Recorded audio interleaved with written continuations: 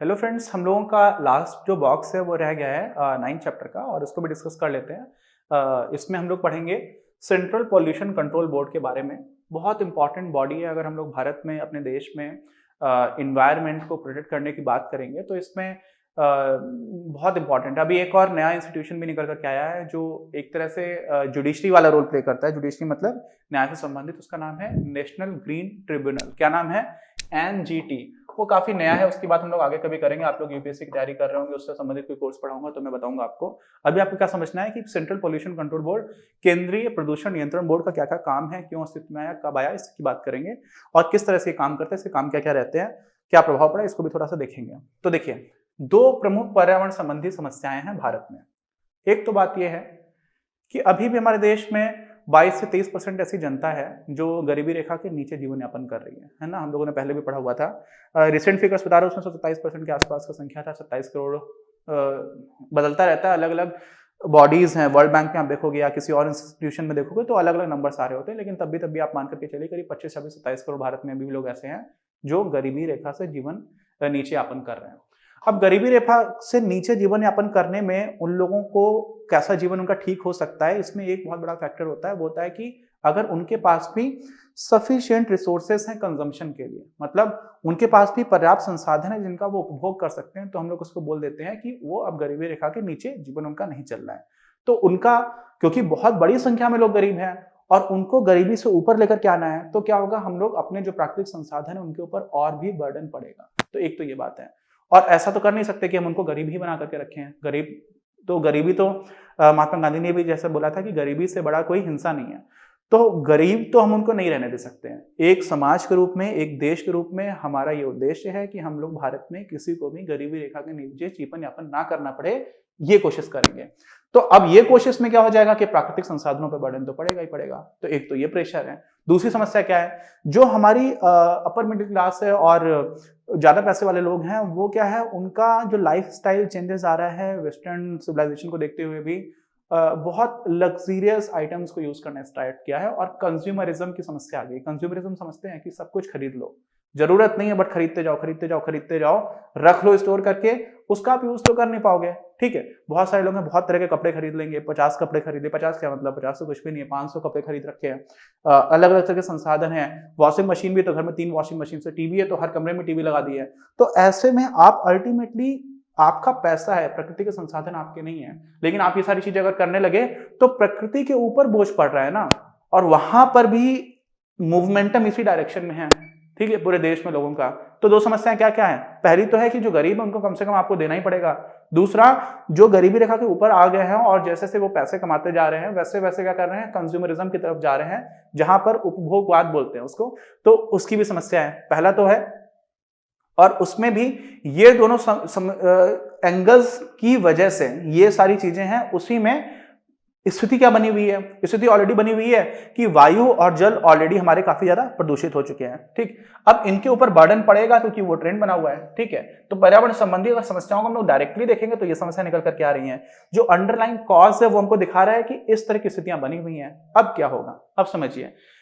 जो प्रदूषण नियंत्रण बोर्ड है उसका मतलब है कि जहां पर प्रदूषण हो चुका है उसको आप कम करो। ठीक है, 3 चीजें आती हैं, 3 स्टेप्स आते हैं। उनको क्या क्या बोलेंगे अभी आपको समझाता हूं। ठीक है, 1974 में ये बॉडी बनी थी और वही इंग्लिश में सीपीसीबी का शॉर्ट में लिखा रहता है। कई बार आप न्यूज़पेपर पढ़ेंगे तो उसमें सीपीसीबी लिख करके आ जाता है, तो आपको समझना चाहिए सेंट्रल पोल्यूशन कंट्रोल बोर्ड की बात हो रही है। अच्छा, इसकी स्थापना जब हुई थी ना, तो अलग अलग राज्यों ने भी अपने अपने यहाँ पर पर्यावरण की समस्याओं से निपटने के लिए एक एक बॉडीज बना ली थी। तो उनके अपने अपने खुद बोर्ड बन गए थे, प्रदूषण नियंत्रण बोर्ड। इस तरह के और भी राज्यों ने बना लिया। पहले केंद्र ने बनाया, फिर राज्यों ने बनाया। अच्छी बात है। क्या हुआ, इनके काम क्या क्या है? तो सबसे पहले जो काम है वो है कि जल, वायु और भूमि, ठीक है, इस प्रदूषण से संबंधित जो सूचनाएं हैं उनका आप एकत्रीकरण करो, उनको संकलन करो और उसको आप बाकी लोगों को बताओ। ठीक है, इन्फॉर्म करो। पहला काम अवेयरनेस का है। अवेयर कैसे करोगे?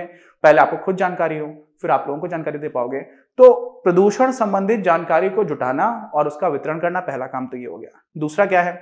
कचरा है, व्यावसायिक निकास है, इसको हम लोग क्या बोलते हैं? इंडस्ट्रियल एफ्लुएंट्स बोलते हैं, EFLUENTS। ठीक है, कहां से? इंडस्ट्रियल। तो जो भी इंडस्ट्रियल एफ्लुएंट्स हैं उनसे संबंधित ये लोग मानक वगैरह निर्धारित करते हैं कि आप कितना कितना उत्सर्जित कर सकते हो, आपको कहाँ कहाँ पे ट्रीटमेंट प्लांट लगाने की आवश्यकता है या नहीं है। ठीक, जैसे ये देखिए किस तरह का कचरा निकलता है इंडस्ट्रीज से। ठीक, फिर क्या है, सरकारें है ना, उनको जल धाराओं और कुओं में, ये बोर्ड जो है वो सरकारों को क्या करते हैं, जल प्रदूषण की रोकथाम, नियंत्रण और उन्मूलन, तीन चीजें हैं। पहला होता है रोकथाम, दूसरा होता है नियंत्रण, तीसरा होता है उन्मूलन, ठीक, के लिए तकनीकी सहायता प्रदान करती हैं। तीनों चीजों को समझिएगा, क्रमिक रूप से ही आता है। रोकथाम का मतलब क्या हुआ कि हो ही ना, ठीक है, समस्या बने ही ना। आप पहले से ही ऐसा व्यवस्था करके रखो कि इंडस्ट्रियल एफ्लुएंट्स जो भी हैं वो पहले से ट्रीट कर दिए जाएं, उसके बाद ही किसी नदी में बहाया जाए, तो प्रदूषण हो ही ना। पहली बात तो हो गया है तो फिर उसको आप नियंत्रण करो, कंट्रोल में रहे, ठीक है, कंट्रोल के बाहर ना जाए। और अगर कंट्रोल के बाहर भी जा चुका है, फिर क्या करते हैं उसका, हम फिर उसका उन्मूलन करने की कोशिश कर रहे होते हैं कि उसको खत्म कर दिया जाए, जो हो गया है उसको हटाओ, ठीक है। तो ये सारी चीजें हैं। अच्छा, और क्या हुआ, ये बोर्ड जल वायु प्रदूषण से संबंधित समस्याओं की जांच करते हैं खुद में और अनुसंधान करते हैं। ठीक, अनुसंधान मतलब रिसर्च करते हैं, देखते हैं। अभी दिल्ली में भी एक बॉडी है जो दिल्ली सरकार की है, और वो क्या करती है, अलग अलग जगह से जो पब्लिक पानी की सप्लाई होती है ना सार्वजनिक रूप से सारे लोगों के लिए, उसकी अलग अलग जगह पर माप वो देखती है कि इसमें सारी जगह पर पानी ठीक आ रहा है, शुद्ध है, बैक्टीरिया वगैरह बहुत ज्यादा तो नहीं है, अशुद्ध तो नहीं है। तो वो उस तरह की जांच करने का काम भी आता है। ये लोग मेनली प्रदूषण संबंधित चीजों की जांच करते हैं। और कई बार ऐसा होता है कि खुद जांच करने की उतनी बड़ी फैकल्टी नहीं है, या कोई दूसरा रिसर्च इंस्टीट्यूट है, कोई साइंस इंस्टीट्यूट है, तो वहां पर पीएचडी करने वाले स्टूडेंट्स को या फिर जो लोग ऑलरेडी प्रोफेसर्स हैं उन लोगों की रिसर्च को फंड भी करते हैं, उनको पैसे भी देते हैं कि आप लोग रिसर्च करो, आप लोग बताओ कि कैसी स्थिति चल रही है, उसका निराकरण के लिए भी कुछ रिसर्च है तो वो भी आप करोगे, तो उसको क्या करते हैं, फंड भी करते हैं। प्रायोजित करने का मतलब क्या हुआ कि आप पैसे भी दे देते हैं ये लोग। अच्छा, और क्या है, जन जागरूकता अभियान चलाते हैं, ठीक है, उनका आयोजन करते हैं, जिससे कि क्योंकि अकेले इंसान नहीं ठीक कर सकता ना, प्रदूषण तो सारे लोग मिल करके कर रहे हैं, तो आपको सारे लोगों को बताना भी आवश्यक है। तो उस तरह की जागरूकता जो प्रोग्राम्स होते हैं ना, उनका भी बहुत ज्यादा इंपॉर्टेंस होती है, तो वो भी ये लोग काम करते हैं। और क्या करते हैं, वायु गुणवत्ता का मूल्यांकन करते हैं और उद्योगों का नियमन करते हैं। नियमन मैंने आपको बताया, रेगुलेट करते हैं कि अगर आप इस लिमिट से ज्यादा पोल्यूट कर रहे हो, आपके एरिया में इस तरह का पोल्यूशन अगर बन रहा है तो कैसी स्थिति है। यहां तक कि कोई नया रेजिडेंशियल एरिया बन रहा है जहां पे लोगों के घर रहेंगे, और अगर वहां पे बहुत ही गंदी हवा रहती है तो फिर वहां पे घर नहीं बनने चाहिए। ऐसे ही इंडस्ट्रियल एरियाज के आसपास की क्या स्थिति है, इन सब चीजों का भी मूल्यांकन करते हैं, है ना। ऐसे ही इन्हीं के देखा देखी में जो राज्य प्रदूषण बोर्ड बनने लगे थे, उन लोगों का अपने हर डिस्ट्रिक्ट लेवल पर भी ऑफिस रहता है, ठीक है। तो उनके जो जिला स्तरीय अधिकारी होते हैं ना, उनके माध्यम से क्या करते हैं, कौन लोग, अब राज्य की बात कर रहे हैं, ठीक है, राज्य प्रदूषण बोर्ड की, तो राज्य प्रदूषण बोर्ड क्या करते हैं, अपने क्षेत्राधिकार में आने वाले प्रत्येक उद्योग का निकास, वही मतलब जो इंडस्ट्रियल एफ्लुएंट्स वगैरह हो गए, जो भी उनका उत्सर्जन है, गैसीय उत्सर्जन हेतु उपलब्ध उपायों की पर्याप्तता का विश्लेषण करने के लिए समय समय पर निरीक्षण करते हैं। समझ रहे क्या हो रहा है, आपकी कोई फैक्ट्री है, आप उस फैक्ट्री से जो भी कूड़ा करकट हो रहा है उसको बिना ट्रीट किए हुए पर्यावरण में नहीं डाल सकते, और आपको फैक्ट्री बनाने की परमिशन ही तब मिलती है, उस तरह की सारी फैक्ट्रीज में नहीं, सर्विस इंडस्ट्री में नहीं होता, बैठ के कॉल सेंटर खुला हुआ है, कोई प्रदूषण तो हो नहीं रहा। लेकिन आपकी कोई ऐसी फैक्ट्री अगर है तो आपको वो परमिशन ही तब मिलेगी जब आपके पास इस तरह के ट्रीटमेंट प्लांट्स वगैरह हों। अगर आप मान लीजिए प्लांट्स भी हैं, अब वो प्लांट आप सही से यूज कर रहे हो या नहीं कर रहे हो, बिना ट्रीट किए हुए तो कूड़ा नहीं बहा दे रहे हो। कानपुर में बहुत सारी टेनरीज हैं, ठीक है, टेनरियां हैं, उसको हिंदी में बोलते हैं टेनरिया वैसे तो। अब वो टेनरी में क्या होता है, पानी को ट्रीट करके डालना चाहिए, लेकिन नहीं हो रहा था।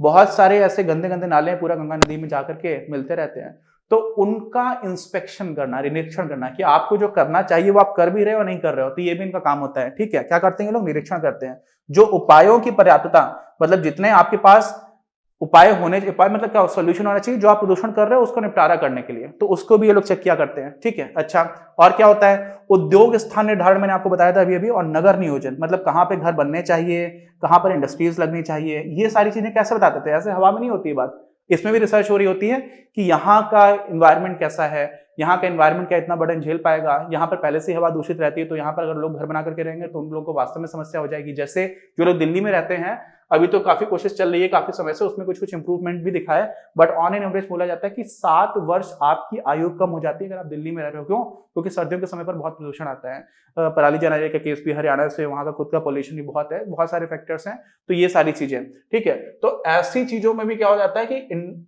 जो प्लानिंग वाली बात आ रही होती है ना, कि कहां पर कुछ कुछ देखिए, जैसे ये प्लान बना रखा है तो कहां पे बनेगा कहां पे नहीं बनेगा, उसकी भी लोग बात कर रहे होते हैं, ठीक है।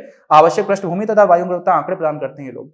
और क्या है, ये उप नदियों सहित, ठीक है, उप नदियां मतलब ट्रिब्यूटरीज होती हैं, 125 नदियां हैं, कुएं हैं, झील है, खाड़ी है, तालाब है, टैंक है, नाले हैं, नहरें हैं, इनकी क्या करते हैं, जल की गुणवत्ता की देखरेख करते हैं। खाड़ी समझते हैं, जैसे हमारे देश में बंगाल की खाड़ी है, ऐसे आपकी खंबात की खाड़ी है, अपना गुजरात है उसके बगल में ही है। तो खाड़ी मतलब क्या होता है, जहां पर समुद्र का पानी आपके एकदम लैंड के पास आकर के रुक सा जाता है, उसको बोल देते हैं हम लोग खाड़ी।